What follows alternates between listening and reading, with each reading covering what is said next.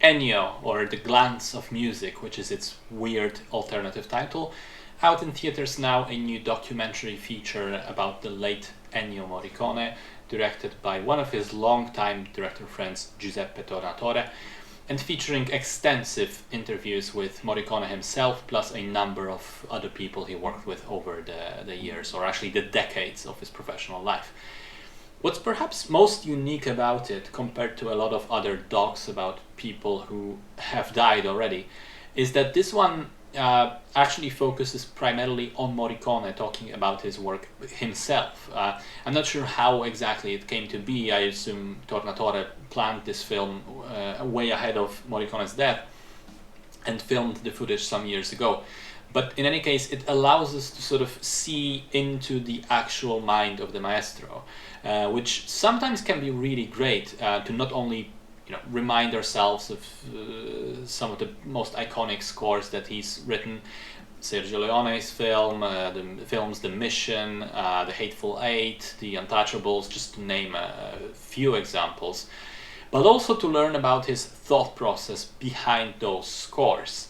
And now, this brings me to the film's biggest strength, which is also the biggest problem. The problem has to do with its very nature. See, it attempts to be a very comprehensive story and study of Morricone's work, going into very fine detail about the theoretical, academic music stuff, throwing around influences in specific musical terms, and exploring so many of the films he's worked on as well, including some very obscure old Italian movies that I've never heard of, and I'm sure lots of the people from general audiences also haven't.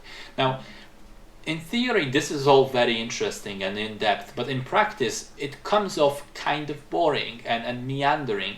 I'm sure it will be fascinating for music or film nerds, but even though I consider myself somewhat of the latter, I gotta admit I didn't enjoy myself watching this film. I think it was too long, 2 hours 36 minutes, and it doesn't really have that much of a conflict or any drama about it. It's Ennio's life, for better or worse, for better for him, of course, it wasn't really filled with hardships. It was just mostly one success after another.